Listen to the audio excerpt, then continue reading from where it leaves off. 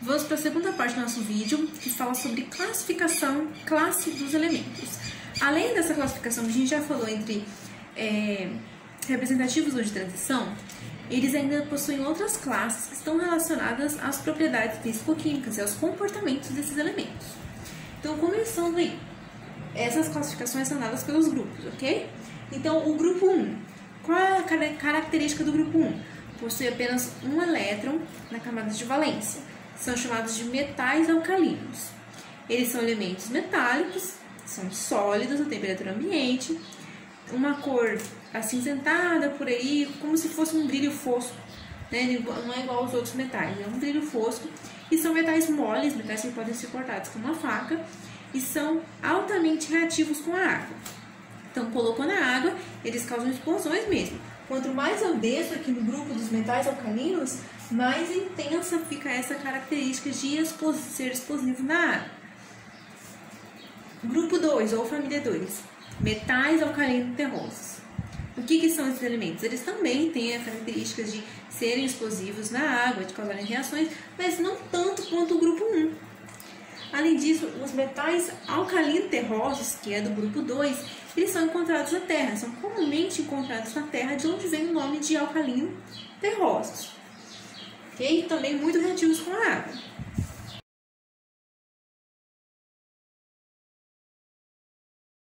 Agora passamos para o grupo de 3 a 12, que é dos metais de transição. Os metais de transição, eles são elementos, primeiramente, possuem dureza. Não é como os metais alcalinos e alcalinos terrosos, que são macios, não. Os metais de transição possuem dureza, são os metais que nós estamos acostumados a ver, que a gente costuma chamar de metal. Essas são as características dos metais de transição. Eles são duros, eles conduzem energia, eles tilintam. O que é tilintar? É isso aqui, ó. Esse barulho metálico é o tilintar. Eles podem ser moldados, eles são maleáveis. Então, você pode pegar uma chapa de algum material, chapa de cobre, por exemplo, fazer fios, pode fazer peças, podem ser moldados conforme a vontade do ser humano, desde que aquecidos, né? E não se quebram facilmente. Você pode aquecer uma chapa de metal, transformar no formato que você quiser, que ela não vai se quebrar, ela vai pegar, vai ser moldada, ok? Essa é a característica dos metais. Eles conduzem energia, então não existe uma fiação, por exemplo, de sódio, que é um metal alcalino. Não funciona, ele não vai conduzir energia da forma como é necessário. Mas você pode usar esses elementos entre os grupos 3 e 12, ou seja, elementos de transição metálicos, para esse fim. E aí os metais de transição interna, lantanídeos e actinídeos, também chamados de terras raras. Eles são chamados assim porque, quando descobertos pelos alquimistas, eles tinham a aparência de terra, porque estavam misturados com outros materiais, formando compostos, e eram raros, estavam presentes na Terra, misturados e raros, quantidades muito pequenas na natureza. Mas eles são usados ainda hoje na indústria, vocês vão pesquisar, inclusive, na prática, quais são as aplicabilidades, ok? Aqui você pode ver que eu continuo com a letra preta, mesmo quando eu chego aqui em grupos que são elementos representativos. Então, além dos metais de transição, eu tenho também metais representativos. Possui as mesmas características dos metais de transição, ok? Mas conforme for me deslocando para o lado de lá, essas características diminuem, ok? Então, você encontra muito mais fiação de cobre do que fiação de alumínio, por exemplo, né? Esses elementos aqui, metais representativos, também conduzem eletricidade, são maleáveis, enfim. Aqui de verdinho, o que eu coloquei de verde aqui? O boro, o silício, o germânio, o arsênio, o polônio, o telúrio. Esses elementos aqui de verdinho, eles são chamados de semimetais. São elementos representativos, sim, mas são semimetais. O que isso significa? Eles também possuem brilho, só que é um brilho mais fosco, né? Não é tão acentuado quanto os metais. Eles também conduzem eletricidade, mas não de uma forma tão acentuada quanto dos metais de transição. É menos, então você não vai fazer uma fiação, por exemplo, de germânio, né? Porque se você fizer uma fiação de uma casa de germânio, a energia não vai chegar na sua lâmpada, ok? Eles não conduzem eletricidade assim tão bem quanto os outros. E aqui de azulzinho eu tenho os ametais. Esses elementos aqui, eles têm uma série de características diferentes. Eles podem ser sólidos a temperatura ambiente, tal qual os metais. Todos os metais aqui, exceto o mercúrio, eles são sólidos a temperatura ambiente, ok? O mercúrio, vou até fazer uma marquinha aqui, é um metal líquido a temperatura ambiente. O único metal líquido a temperatura ambiente, ok? Mas no caso dos ametais, eles podem ser líquidos a temperatura ambiente, eles podem ser sólidos ou eles podem ser gasosos. Varia muito entre um metal e outro. E possuem características diversas. Os ametais, eles não possuem brilho metálico como os metais, eles não são brilhantes. Eles não conduzem eletricidade, você não vai fazer uma fiação de casa nenhuma com ametais, porque não vai funcionar. Eles não tilintam, porque eles não são metálicos, eles não são maleáveis. Não tem como você fazer chapas, como moldar esses elementos com facilidade. E existem várias características diferentes. O carbono, por exemplo.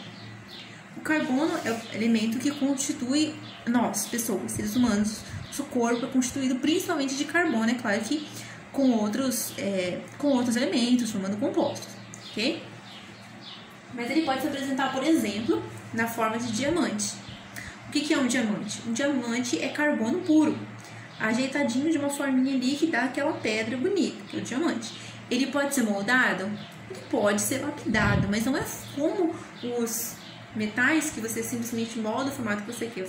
Ele vai ser gasto, ele vai ter um trabalho muito diferente. Ele é apresentado na forma de diamante. Por exemplo, né, existem outras formas que o carbono se apresenta, mas o carbono puro pode ser diamante ou pode ser grafite. Olha só que duas diferenças grandes entre diamante e grafite. Os dois são do ametal carbono. Aí nós temos o que? O cloro também é um metal, mas ele é gasoso. A temperatura ambiente, o cloro é gasoso. Se você encontrar no mercado ou em outras lojas de produtos de limpeza que tem cloro, o cloro ali está na sua forma dissolvido. Ele está dissolvido em água ou ele está ligado em outros elementos para que ele fique líquido ou em sólido. Mas o cloro puro, o bromo, é um ametal líquido a temperatura ambiente. Então, existe uma grande variedade entre os ametais, tanto de número de elétrons à valência, quanto de aparência, estado físico, cor, tudo isso, ok? E por fim, nós chegamos no grupo 18, que é o grupo dos gases nobres. Gases nobres. Qual a diferença entre os gases nobres e os outros gases? Porque tem outros elementos aqui que são gases. O nitrogênio é um gás a temperatura ambiente, inclusive a maior parte do ar que nós estamos aqui inalando é nitrogênio. O oxigênio é um gás a temperatura ambiente, tanto na forma de oxigênio respirável, quanto na forma de ozônio, ele vai ser gasoso. O cloro é gasoso, o hidrogênio é gasoso. Qual a diferença dos gases nobres? Os gases nobres possuem o máximo de elétrons que um elemento pode possuir na sua camada de valência no estado fundamental, ok? E justamente por possuírem o máximo de elétrons que se pode ter na última camada, eles não reagem, os gases nobres não reagem. Então você não vai encontrar compostos de neônio, compostos de hélio, compostos de argônio. Diferente do oxigênio, existem muitos compostos de oxigênio, mesmo ele sendo gasoso, existem muitos compostos de nitrogênio, e isso não ocorre com os gases nobres. Então eles vão estar sempre na forma de substâncias puras e monoatômicos, ou seja, o oxigênio você encontra ele assim, O3, O2, né? São substâncias com mais de um átomo, mas são substâncias simples. No caso dos gases nobres, eles vão ser sempre substâncias simples, só que monoatômicos. Você não vai encontrar isso aqui, hélio 2, neônio 2, não. Ok? Porque eles não se unem nem mesmo entre átomos do mesmo elemento, porque eles não precisam fazer reações. Então você vai encontrar eles na forma de substâncias simples e monoatômicos, ou seja, um átomo só, sem ligar compostos. Pelo menos nesse planeta você encontra eles sempre gasosos também, ok? Em condições especiais de temperatura e pressão é possível torná-los líquidos. mas não é usual no planeta Terra, em todo o universo conhecido, eles estarem em outra forma que não gases, principalmente o hélio. E o hélio, ele tem uma configuração diferente, ok? O hélio possui apenas 2 elétrons, ou seja, ele não possui todos os 8 que os outros elementos têm.